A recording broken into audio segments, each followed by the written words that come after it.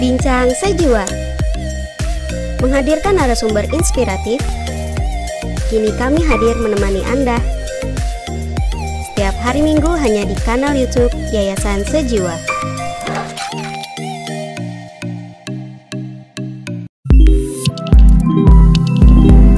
Bincang Sejiwa menumbuhkan karakter dan kebajikan. Nah, ini jadi pengantar nih Mbak untuk kasus yang akan kita bahas hari ini. Jadi ini adalah sebuah kasus nyata yang masuk ke Sejiwa.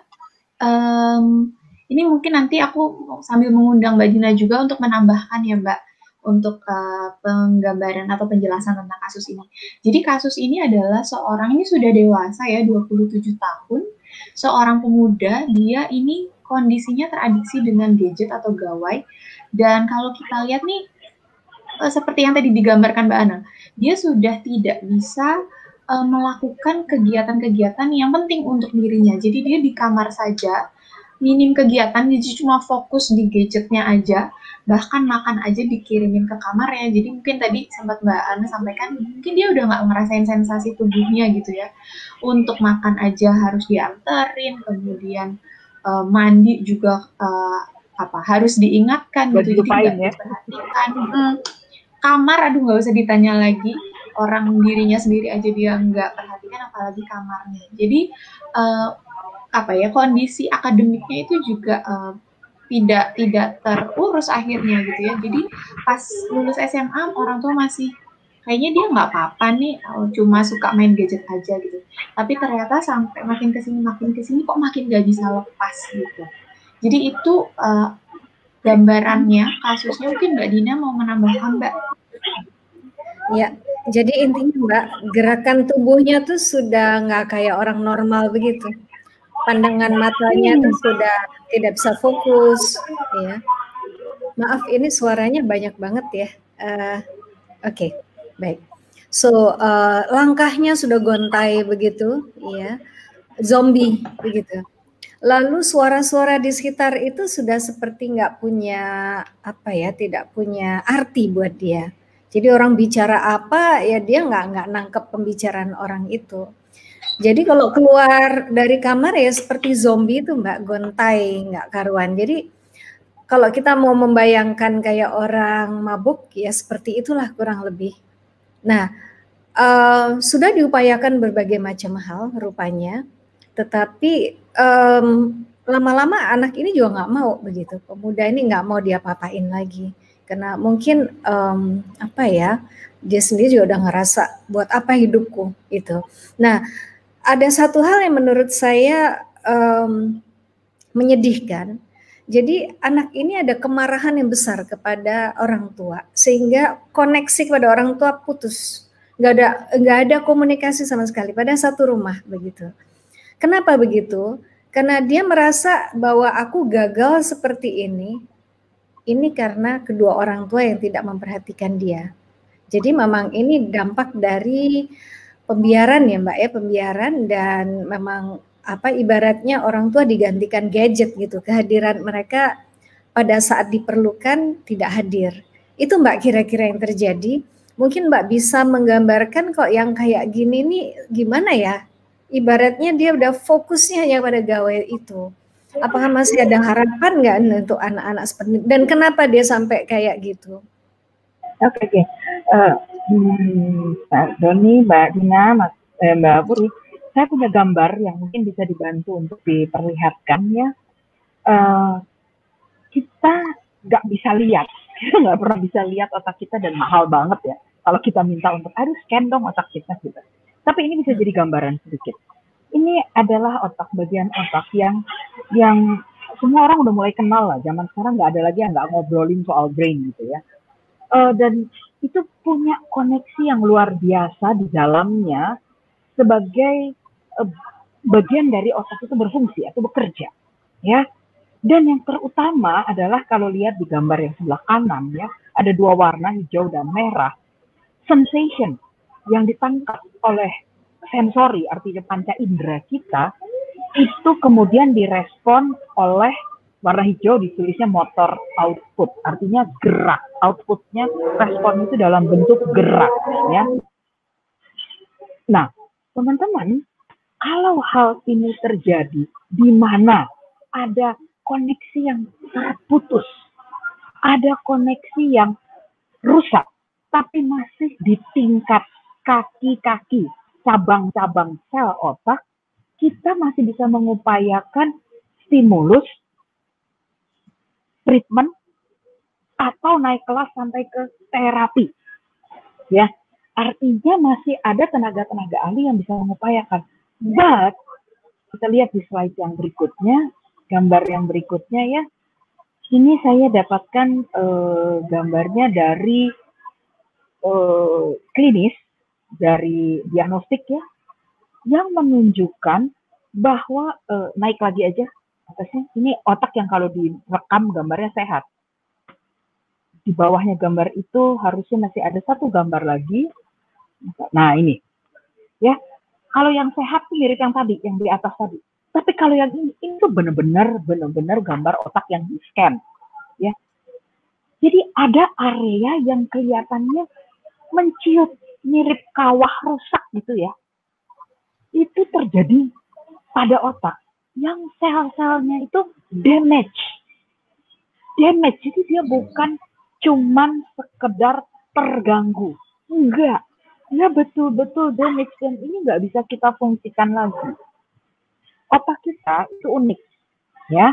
Jadi untuk bagian misalnya nih ya di otak yang gambarnya kanan atas tuh ya, yang kawahnya kelihatan ada jelong hitamnya dalam.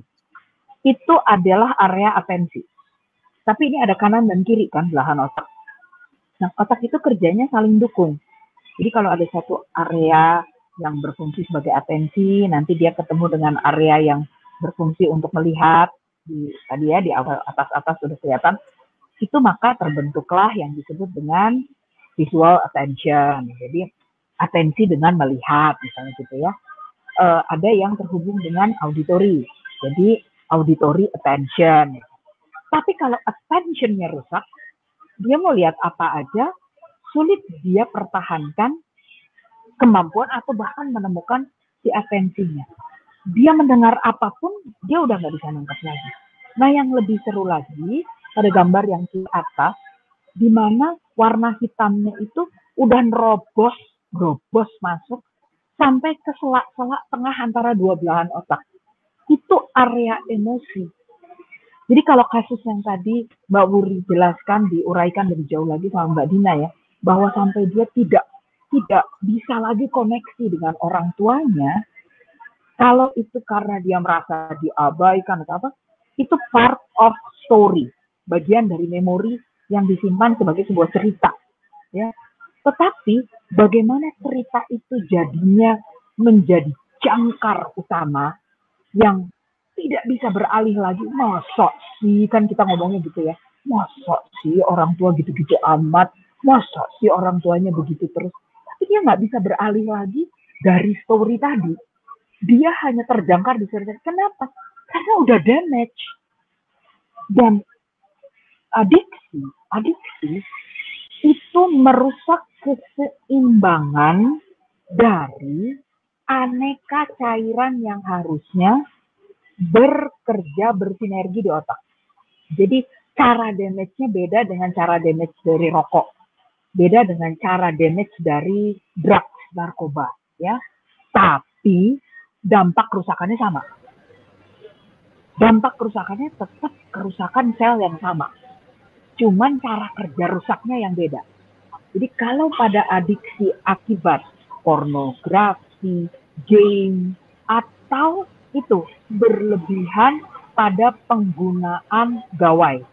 Gawai itu mulai dari sekedar handphone kecil, tablet gedean sampai ke laptop. Itu mulai dengan tadi atensi yang tidak bisa bergeser, visualnya kena sinar yang konstan. Dan biasanya tidak semua orang cukup peka untuk ngubah brightness dan lain-lain ya. Jadi kalau redup, terus diubah, terang, diubah, dan enggak semua orang peka begitu. Biasanya kita pakai gawai ya pakai aja terus. Kontraksi otot mata dan lensa, semua tuh info ke otak. Tidak berubah karena jarak yang tidak pernah berubah.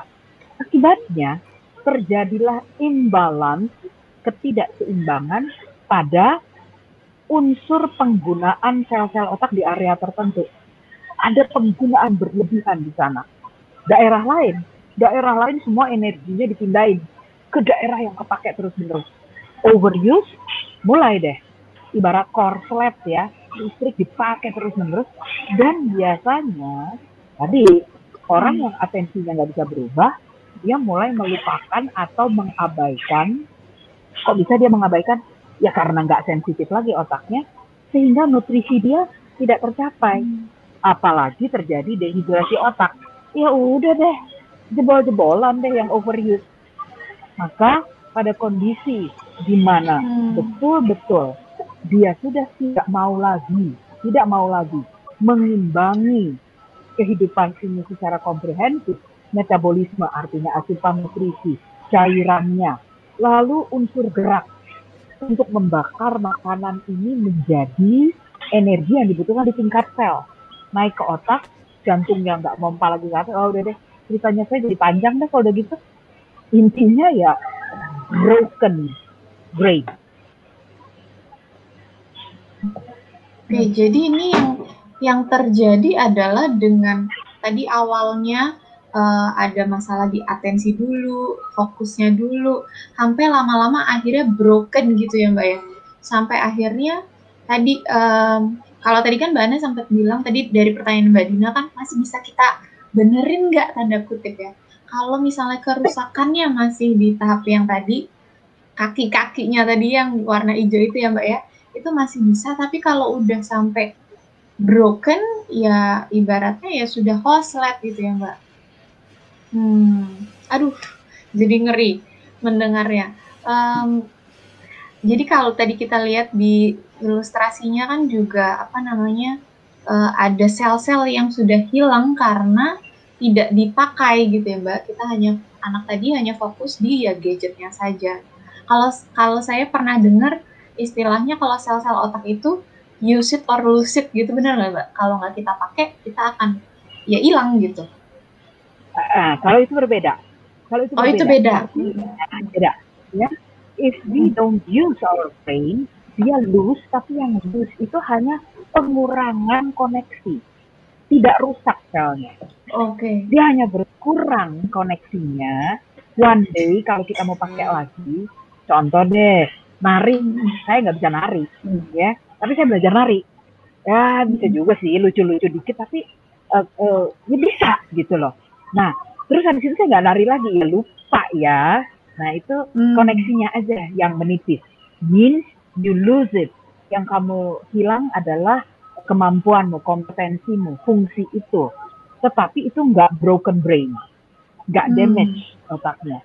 Tapi kalau pada adiksi yang kita terlambat tanggulangi sampai sudah betul-betul dia tidak lagi mau menerima informasi dari bagian tubuhnya sendiri ya, rasa lapar, mau buang air kecil, buang air besar, itu udah diabaikan, maka pelan tapi pasti broken.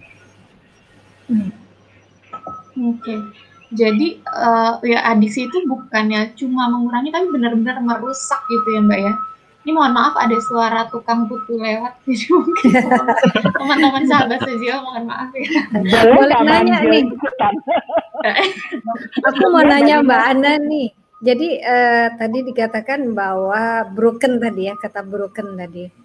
Bisa nggak sih kalau kayak kita ada sesuatu yang terjadi di tangan atau gimana ya, ada luka atau apa, lalu dioperasi, lalu bisa kembali pulih gitu. Mungkin nggak bagian itu dioperasi begitu ya, kemudian ini bodoh-bodohan nih pertanyaannya Mbak Ana. Bisa nggak digituin, lalu nanti pelan-pelan dia sembuh gitu. Sembuh lagi gitu ya Mbak ya, koneksinya. Ya, secara teknologi nih ya Mbak ya, secara teknologi which is still on research, dan juga mungkin dari sudut budget itu masih ada di tingkat yang extraordinary expensive.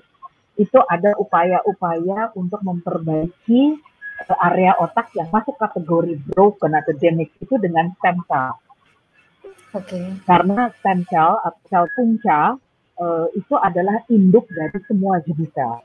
Jadi ada ekspektasi teknologi bahwa si sel punca ini mau kalau dia ditanam di sel otak, dia akan menjadi sel otak juga gitu loh. Tetapi ternyata tak semudah itu. Jadi memang ada beberapa upaya yang tadi saya bilang, karena otak itu kerjanya adalah asosiasi, jadi saling koneksi satu area dengan area lain, maka yang bisa kita perjuangkan, upayakan adalah membangunkan fungsi-fungsi basic ya, fungsi basic dengan memanfaatkan jejaring dari area lain yang nggak rusak.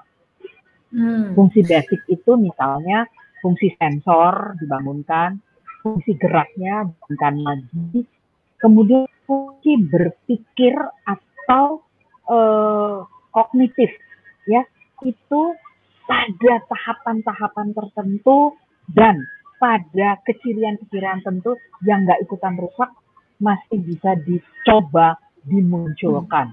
Tapi itu mesti menggunakan metode yang sangat komprehensif dan butuh pengamatan yang jeli, karena tercapai satu itu mesti diamati betul indikator yang jelas, cepat-cepat naikin lagi yang lain, cepat-cepat, lalu mesti ada repetisi. Jadi memulihkannya enggak dibanding sama ngerusaknya itu butuh waktu barangkali 100 kali lipat.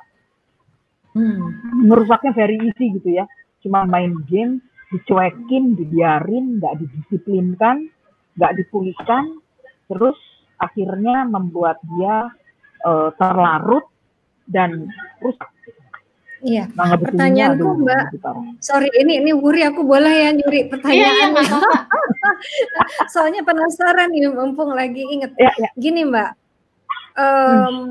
tadi Mbak katakan bahwa teknologi ini apa tadi penanaman stem cell tadi, itu teknologinya sudah sejauh mana Mbak? Apakah itu sudah ada gitu?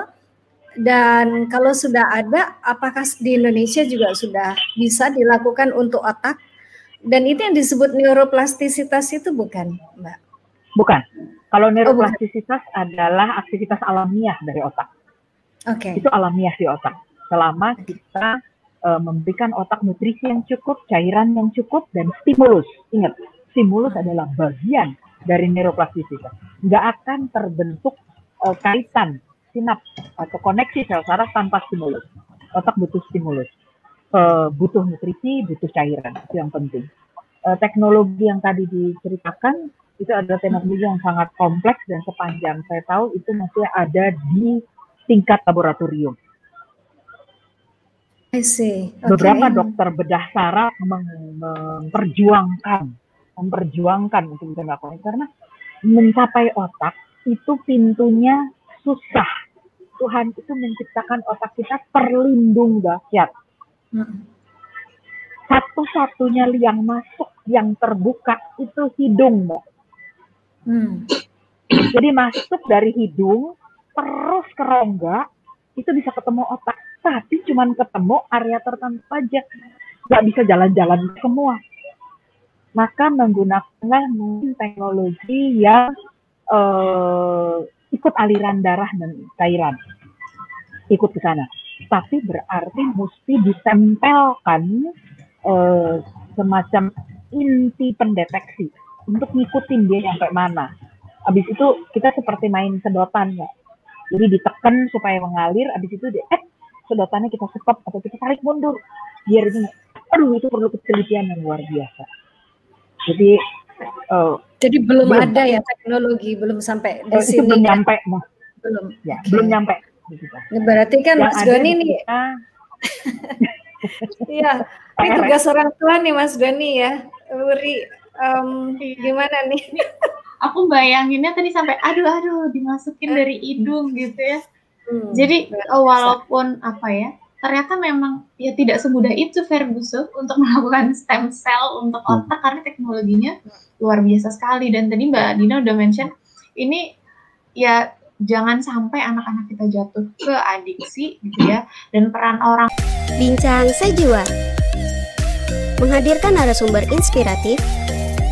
Kini kami hadir menemani Anda setiap hari Minggu hanya di kanal YouTube Yayasan Sejiwa.